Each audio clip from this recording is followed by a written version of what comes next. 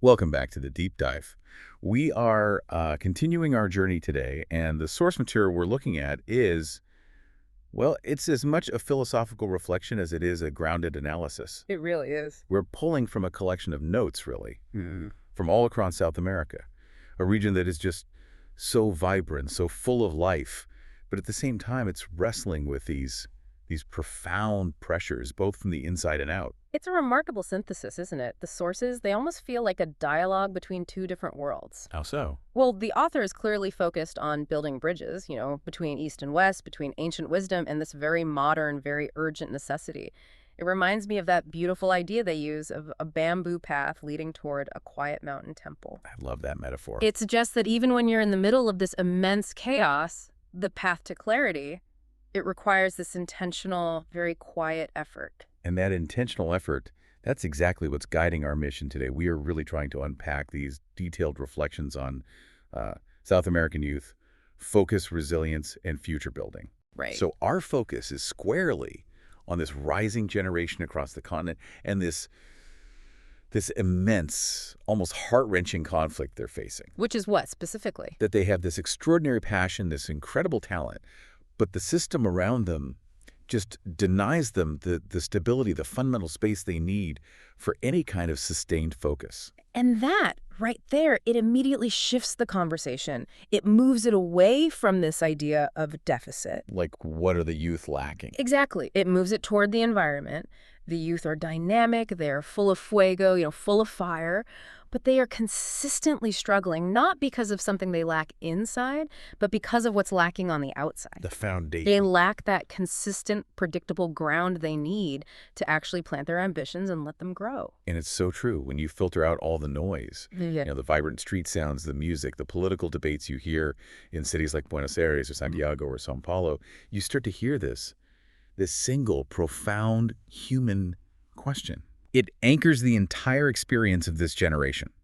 It's often unvoiced, but you can feel it. It's the core of their struggle. And that question is, How do I build a future when my present is full of obstacles I never chose? that is the essential anchor. It has to be. Because it forces you to look at the systemic pressures first. The author's initial observation is just so critical here. The idea that the deficit is external. Yes. The deficit is not in passion or talent or capacity, it's instability. If you can't sustain your focus, it isn't always a failure of your will. Right. More often, it's a failure of the environment. I mean, think about it. If the ground under your feet shifts every single week, why would you even bother trying to build a permanent structure? You wouldn't. It's irrational. Precisely. And this really sets the stage for our deep dive today, analyzing how all these exterior pressures systematically erode the internal capacity for sustained attention and ultimately for growth. So let's jump straight into that, this core conflict. The source material has this beautiful description of the continent. It's full of fire, movement, and resilience. Which you see everywhere. Absolutely. The fire is in the creativity, the movement is in the sheer energy of daily life, and the resilience. Well, the resilience is in the fact that they keep going, Right. despite it all. Sure. But this immense potential is constantly undermined by the fact that the environment is, and I'm quoting again, full of interruptions. That fire you mentioned, that's their internal engine. It's powerful, but these interruptions, they act like these constant cold bursts of wind. And they just prevent that fire from ever becoming a consistent, focused heat.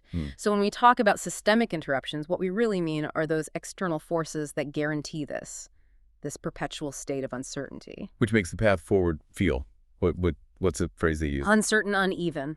Uncertain, uneven. Yeah. We have a pretty comprehensive list of these external forces. And, they're familiar concepts, but I think we need to analyze their mechanism, how they specifically destroy focus. Okay. So we're talking about economic instability, political uncertainty, pervasive safety concerns, then, of course, unequal access to education. And all of that comes together to create what? It culminates in this sheer emotional weight of growing up in systems where the ground shifts constantly beneath their feet. Let's pause on that. The mechanism of destruction. Because stability as a concept, I think it's often mistaken for just comfort. Or luxury. Or luxury, right. But it's not. Stability is predictability. So when you have endemic economic instability, let's say hyperinflation or wild currency swings, Well, how does that specifically impact a young person's ability to focus on a long-term goal, like, say, a 5-year education plan? it makes it completely irrational, doesn't it? I mean, if your savings or the value of the money you're investing in your education can be cut in half by one currency devaluation, Or a sudden spike in inflation? then any sustained focused work toward that distant goal, it just becomes financially illogical. So what are you incentivized to do instead? You're pushed toward quick, informal, maybe high-yield tasks that just satisfy the immediate need. Because the future goal itself feels completely unstable. Precisely. The volatility ensures that long-term planning, which is the absolute prerequisite for sustained focus and mastery, is actually punished by the system. It forces an intellectual short-sightedness. It has to. And you see this so intensely in a place like Brazil, where the economic pressure can be, cyclically extreme. Why would you invest 4 years of disciplined focus into a really difficult technical degree if the salary you get at the end might not even be enough to cover your rent a year later because of rapid inflation? It's a gamble.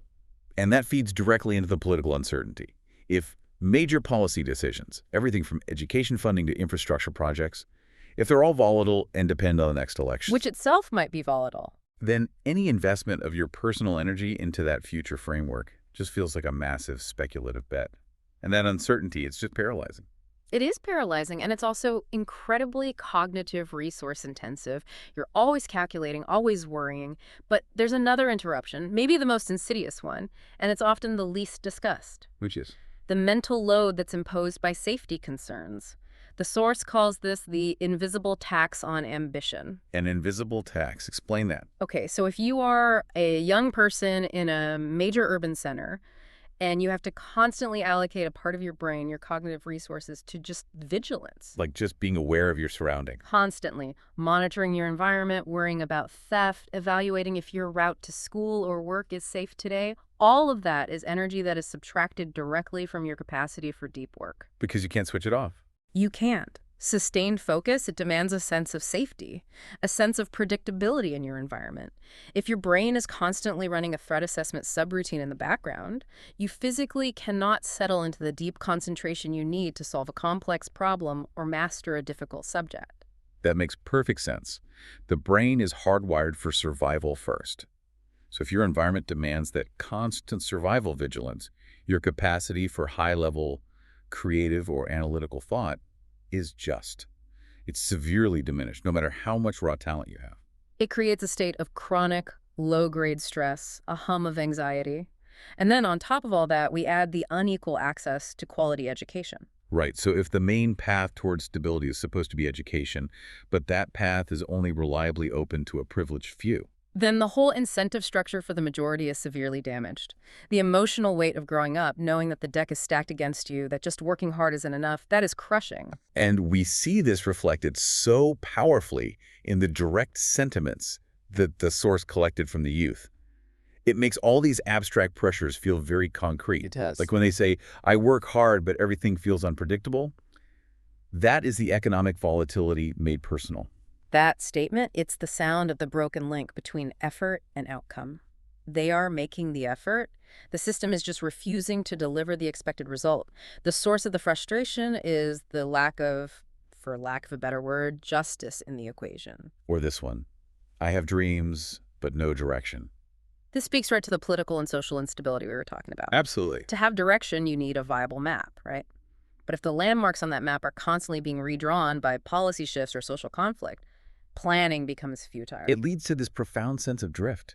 And drift is the enemy of focus. You can't focus on a target you can't even see. So that lack of direction, it often masks enormous talent. These are bright, capable minds, but they're stuck in this mental holding pattern because the environment just offers no reliable vectors to follow. And then there's the one that really gets me, the ultimate cost of all this instability. I want to stay, but maybe I have to leave. That's the brain drain. That's the cost of interruption. The brain drain that strips the continent of the very talent it needs to solve these systemic problems in the first place. It's such a profound rejection of the conditions, not a rejection of their culture or their home. No, it's the talent-seeking predictable ground, a place to build. They aren't leaving because they prefer another culture. They're leaving because they need stability to realize their own potential. And the source material is just fantastic in showing how these forces manifest differently across the region, but they all lead back to the same place. The destruction of focus. Exactly. Let's detail some of these city-specific pressures because it's so illuminating. Starting with Brazil and that heavy, heavy pressure from the economy.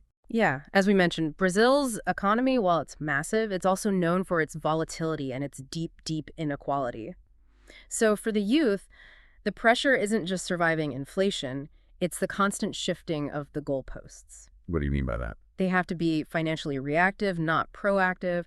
They're often juggling multiple low-wage informal jobs because no single endeavor offers enough security. So it's a fragmentation of labor. Exactly. And that fragmentation of labor guarantees the fragmentation of attention. They simply cannot afford the luxury of focusing deeply on one skill for months, let alone years. Their economic reality demands constant context switching. So the interruption in Brazil is immediate, it's financial, and it forces a scattering of their energy. Okay. So moving north to Colombia, the interruption there often comes from navigating social instability. Right. In Colombia, you have the historical context of conflict. And that means even when the overt conflict subsides, the social fabric itself remains delicate. It's fragile. So there's a different kind of vigilance required. A social vigilance. Building trust, establishing collaborative projects, engaging in transparent community efforts. All of that requires immense mental and emotional effort. Young people are often forced to be wary, to read subtle social cues, to navigate these historical divides. And that acts just like the safety vigilance. It does. It drains cognitive capacity that's needed for focus. Yeah. Even collaboration itself becomes high stakes, which interrupts the natural flow of collective innovation. Now, contrast that with Chile, which the source says faces intense academic demands. Chile presents a different, but, an equally crushing form of interruption.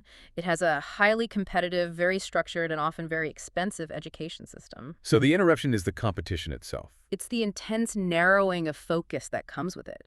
Young people are driven by these relentless academic metrics. They end up sacrificing holistic development, self-reflection, creative exploration, just to pass the gatekeepers of social mobility. So they are focused, technically. Oh, they're focused, yes.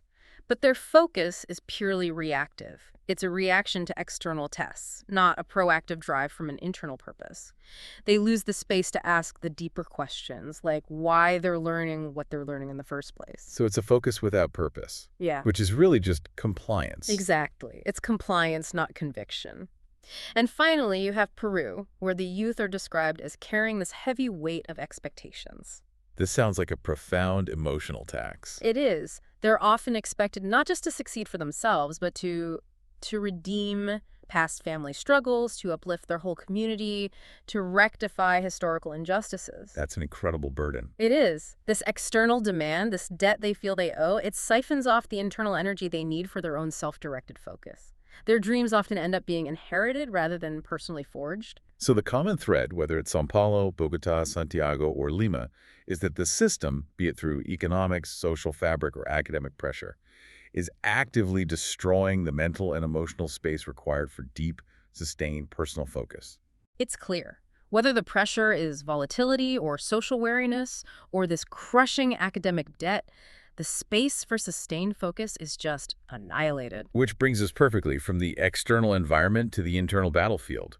The hidden forces young people are fighting daily, they just compound all this chaos. And when we transition to these internal struggles, we have to remember something crucial.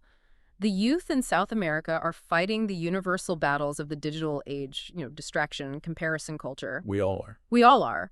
But they're fighting them on ground that is already weakened by the external instability we just analyzed.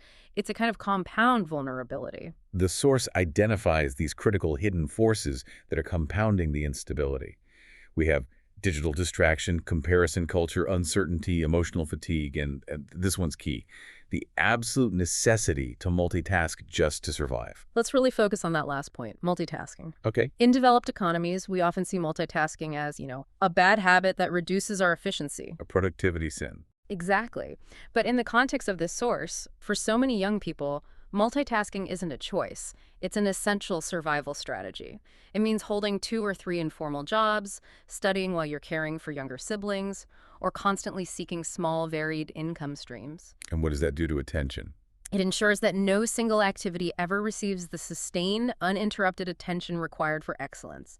It almost guarantees mediocrity, not because of a lack of talent, but because of a pure lack of temporal space. And this leads to what I think is a truly illuminating distinction made in the source material.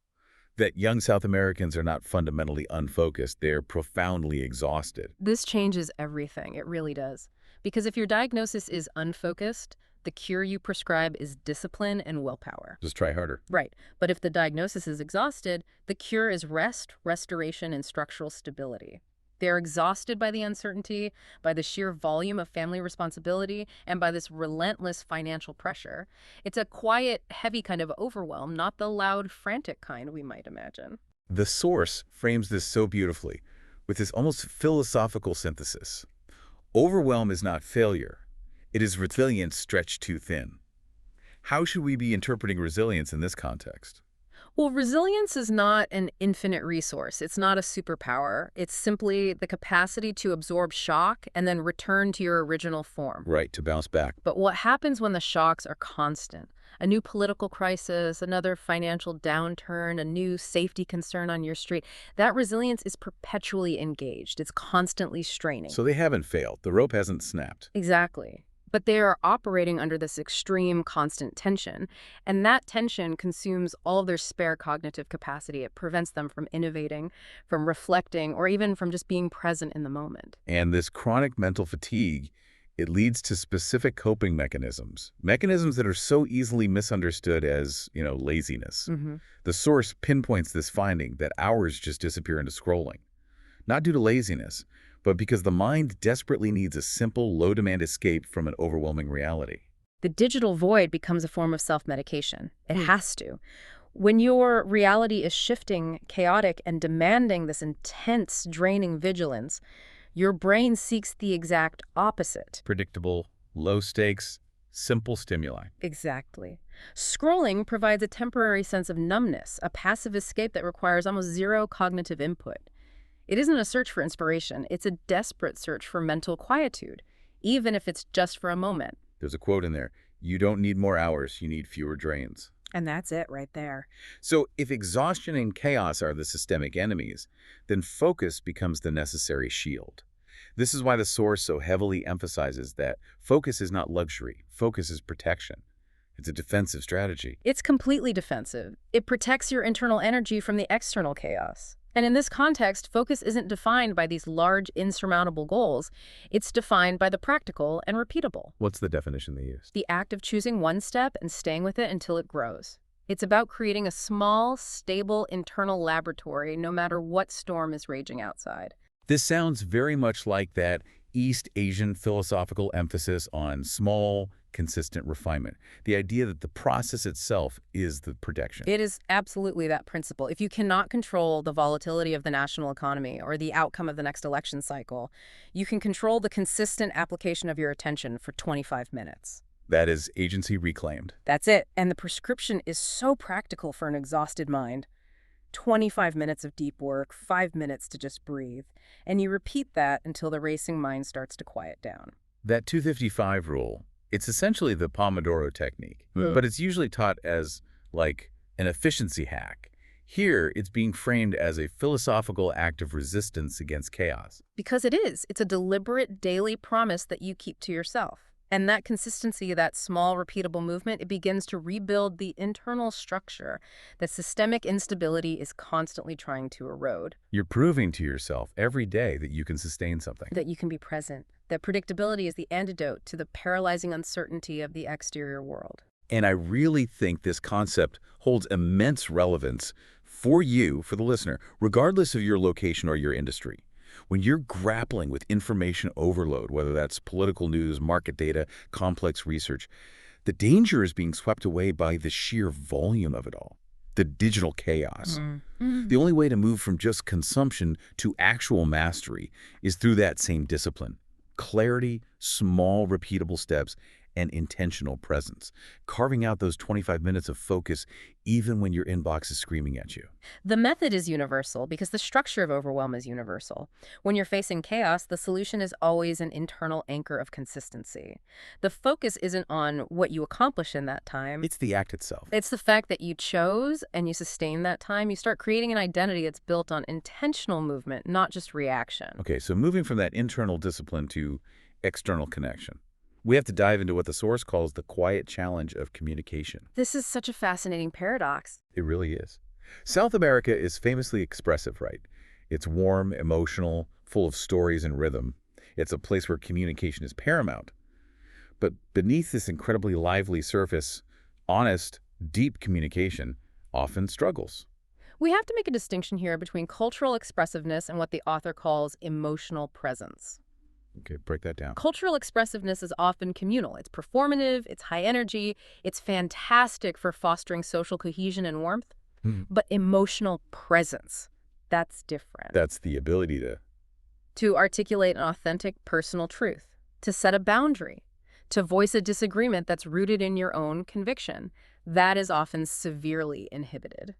And the resistance to that kind of deep honesty, it's rooted in these complex, powerful cultural shaping forces, things like family, hierarchy, respect, community. And these are not malicious forces, not at all. They are protective structures. Designed for what? They're structures designed for social harmony, which, when you're facing systemic instability, is often prioritized way above individual authenticity. Nice. Hierarchy and respect, for instance. They often demand that you remain silent or you agree when you're speaking to an elder or a superior or a family patriarch, even if that means suppressing a vital truth or a necessary critique. So in a culture that's prioritizing group harmony, speaking your own truth, especially if it disrupts the peace or challenges authority, that can be perceived as profoundly disrespectful, selfish even. It's a very high-stakes cultural negotiation. The risk is real, ostracism, judgment, and we see this illustrated so beautifully in the anecdotes the source provides. Like the young woman from Argentina. Yes, the one who can debate confidently but cannot express what she truly feels. Why that disconnect? Well, debate is a public performance. It's based on external logic and defined rules. It allows you to keep a distance from your actual self, but expressing true feeling, that requires vulnerability. A radical honesty. Yes, and it demands that the person receiving it handle that truth with care. If the culture doesn't reliably offer that care, then the personal truth just stays hidden behind the safety of intellectual sparring. So her internal self is disconnected from her external persona. Completely. She can argue passionately for a policy, but she struggles to say, I am exhausted, or I need a boundary here, and that gap, it prevents her from accessing the support she needs to channel her enormous talent effectively. Then you have the student from Colombia who finds that when she speaks her truth, people just think she's being dramatic. This is a classic systemic suppression mechanism. When emotional expression, particularly of pain or need or frustration, is automatically pathologized as dramatic or too sensitive. It teaches you to be quiet. It teaches the young person that their internal reality is unacceptable, so they learn to minimize it, to suppress it, or, ironically, they have to amplify their expression just to finally be heard, which only confirms the original criticism. It's a vicious cycle. It is, and it just crushes authentic communication. And the young man from Brazil who's afraid of setting boundaries because it might seem rude. That connects directly to these high-context, high-interdependence cultures, where individual needs are often seen as subservient to the perceived group flow. Yes. Setting a boundary, saying, I can't take on that extra task, or I need tonight to focus, that isn't interpreted as a neutral act of self-management. How is it seen? As a personal rejection of the relationship or of the person asking. The fear of causing offense or appearing ungenerous forces them to overcommit, which leads directly back to the exhaustion and the loss of focus we were just talking about. The ability to focus begins with the ability to say no. And this cultural pressure often prevents that essential first step. So what is the collective cost of this silence, this inability to communicate honestly? The source argues that without honest communication, talents stay hidden, and leadership never breathes. Hidden talents remain latent. They can't be utilized by the community. But the cost to leadership development is profound. I mean, think about it.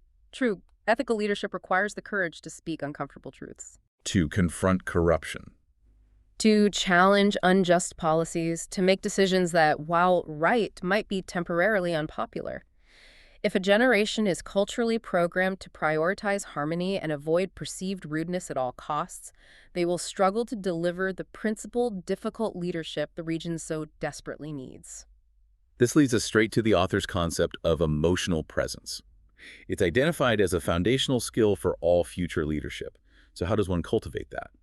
Emotional presence is the countermeasure to that performative expressiveness we talked about. It means being fully grounded and truthful in the moment. It's the ability to acknowledge your internal state, the exhaustion, the fear, the conviction, and then articulate that state truthfully without exaggeration or suppression. It's the honesty that allows you to connect conviction to action. That's it. So if they can communicate honestly about their needs, their limits, their values, they transition from being merely reactive members of society to being intentional leaders who are capable of guiding real change. That clarity is essential for making ethical decisions, instead of just resorting to consensus or evasion.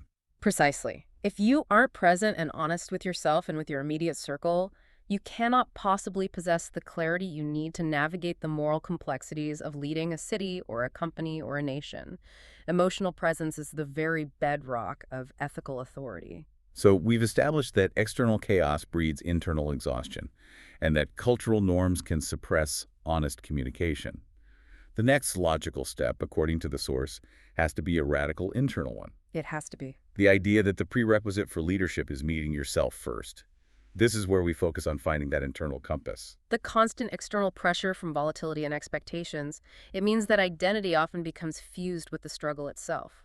If you ask a young person who they are, they might only be able to describe their duties, their burdens, their fears. Their identity is the pressure. Exactly. The process of self-reflection is the vital work of peeling away those layers to find the authentic core, the talent that remains even when you take the obstacles away. And this is a skill that very few people are taught in a survival-driven society. The author details 4 essential quiet questions that were asked during these reflective sessions, and they cut straight through the noise of societal expectations. The first one is, who are you beneath the pressure? This question, it challenges that immediate identification with the struggle. It forces a separation. I am experiencing pressure, but I am not defined by the pressure. By identifying the self beneath the burden, they start to recover the mental space that's been consumed by survival mode. Second question, which dreams are yours and which belong to expectation? This directly addresses that inherited debt we mentioned earlier, which is particularly strong in places like Peru. If you're pursuing a dream that actually belongs to your parents or your community, your motivation will eventually flag. It will lead back to exhaustion. Because it's not your fuel. It's not. Only self-forged dreams can sustain the kind of focused, long-term effort that's required for mastery. This is the difference between dutiful focus and intentional focus. Third question, what strengths do you overlook? This is so important. In a state of chronic overwhelm, people tend to focus solely on their deficits and their failures. This question compels them to recognize the immense capacity they've developed because of the systemic struggle, not in spite of it. So their resilience, their ability to context switch. Their resourcefulness.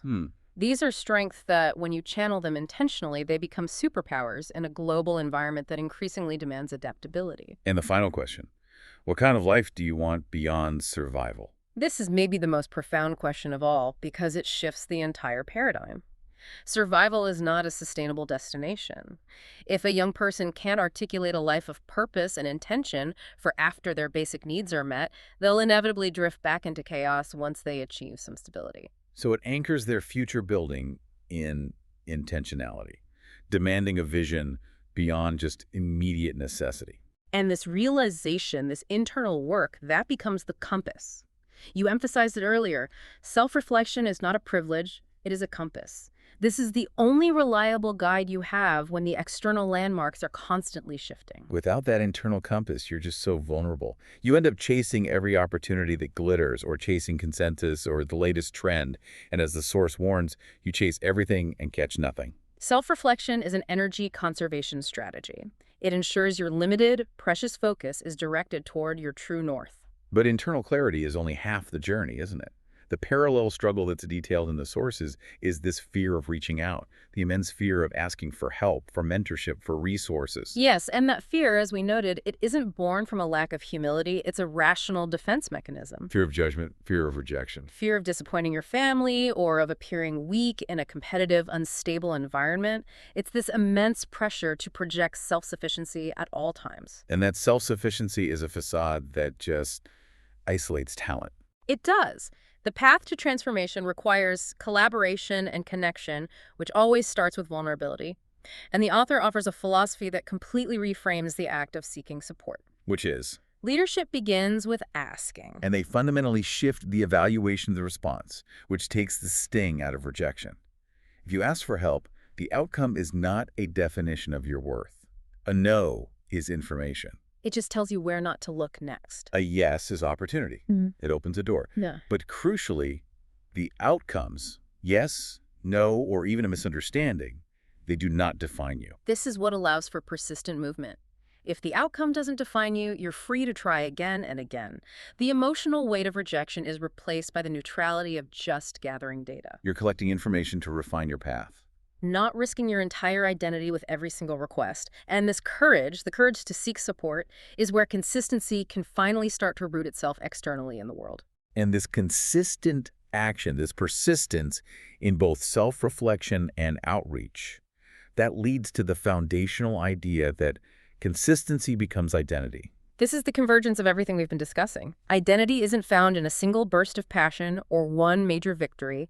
It is built in the daily, small, repeatable actions, especially the ones you take in the face of difficulty. So if you consistently set boundaries, You become someone who respects their time. If you consistently show up for your 25 minutes of deep focus, you become someone who masters a skill. If you consistently ask for mentorship, you become someone who collaborates. This persistent movement, this steady walking, is the only sustainable way to build a future identity that is strong enough to resist the external chaos. So bringing our deep dive to a close now, we return to the central argument about the future of the continent. The source is absolutely adamant about this. South America needs to be enabled by its own youth, not rescued by external forces or these perpetual aid cycles. And this necessitates a fundamental internal shift from that survival mode to a proactive, intentional transformation. The term enabled is the philosophical crux of the whole thing. It implies providing the tools and the safe space for internal power to flourish. Rescue, on the other hand, just creates dependency. Enablement fosters sovereign agency. That's it. The continent already possesses the human capital, the resilience, the fire. It simply needs the structure to harness that energy productively and, most importantly, consistently. The source identifies what it calls the engines of real transformation. And what's interesting is that they aren't grand political policies. They're these deeply personal, foundational skills and societal mechanisms. And they're designed to fill the structural voids we identified earlier. They address the core deficits directly. So mentorship provides the steady guidance and predictability that the political and economic system lacks. It gives a young person a stable reference point against that shifting ground. And emotional intelligence is the necessary tool to move past that superficial expressiveness we talked about and achieve true, honest communication. Effective boundary setting. It allows them to lead with presence, not just performance. Then digital inclusion. This is about transforming digital distraction, that coping mechanism, into a tool for productivity, connecting young entrepreneurs and students to global opportunities, global markets, providing a kind of stability that exists outside of the volatile local structures. And crucially, the youth's own resilience needs to be channeled, not just endured.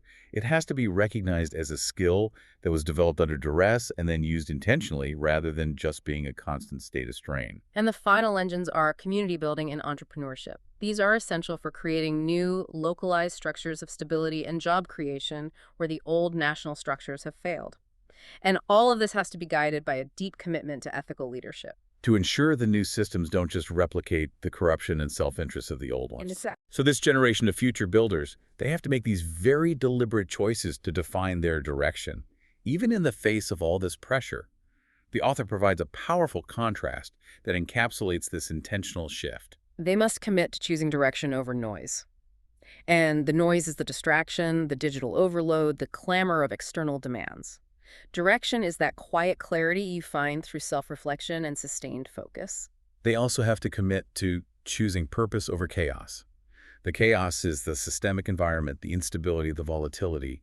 But purpose is the intentional meaning you derive from connecting your unique strengths to the needs of your community. And finally, they must commit to choosing values over shortcuts.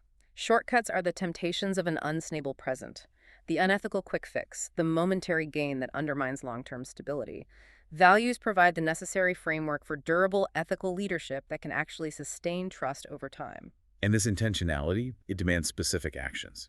Communicating honestly, collaborating across differences, which means bridging those social and political divides, and, most importantly, staying steady. Staying steady, that requires the internal fortitude we've been discussing, anchoring yourself in purpose and values, because the external environment will continue to pull them toward chaos and noise.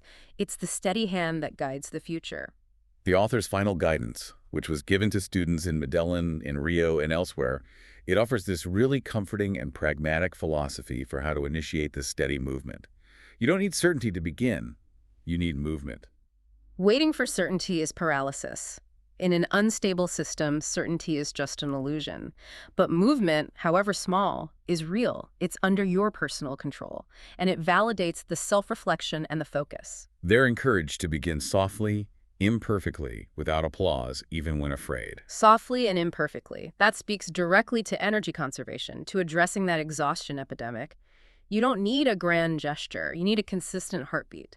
And without applause means recognizing that the most vital work, the internal work of focus and consistency, is often quiet and unheralded. The applause isn't the reward. The resulting identity is the reward. And the final, profound instruction, which really serves as the ultimate summary of the source. You don't need to run. You need to move with heart, courage, and presence. Running just burns out that already strained resilience. But steady walking, guided by heart and courage, that builds endurance. It builds durability. And this philosophy, it links directly back to these broader Global Leadership Insights 2030 frameworks. Lasso. The next decade demands leaders who are defined not by their charisma or their speed, but by their clarity, their emotional presence, and their ethical consistency. That is the essential contrast, isn't it? Between those who sprint loudly and those who walk steadily with intentions strong enough to last. That steady walk, as imperfect as it might be, is the only way to build a future that can withstand the inevitable next cycle of instability. The intention of the steady walker is far more powerful than the noise of the loud sprinter. It's the patience of that bamboo path, Which, through quiet, consistent effort, eventually reaches the temple of clarity. This has been a really compelling framework for understanding how potential interacts with systemic pressure. To recap for you, the narrative of South American youth is one of immense, rising potential. And it's defined not by the external conditions of a constantly shifting ground, but by the internal choices they make. Choices about focus, self-reflection, and that steady, intentional movement. It's the radical act of creating internal stability when external stability is completely absent. The author suggests this generation isn't broken. They are actively, consciously rising. And their choice, to focus, to grow, to lead ethically, that is how they create the future they deserve. One 25-minute block of focused work at a time. So let's leave you with this final thought, extending that metaphor of consistency and steady movement. If what shapes a generation is not how loudly a continent speaks of the future, but how patiently its young people build it. What small, consistent, and imperfect step related to your own goals, your own knowledge acquisition right now, what step can you commit to? Are you allowing the demand for certainty to paralyze you, or are you accepting that movement and presence are sufficient to start? Think about that single focused action you can maintain today, even when you feel the exhaustion of all the external noise. Start softly, but start steadily.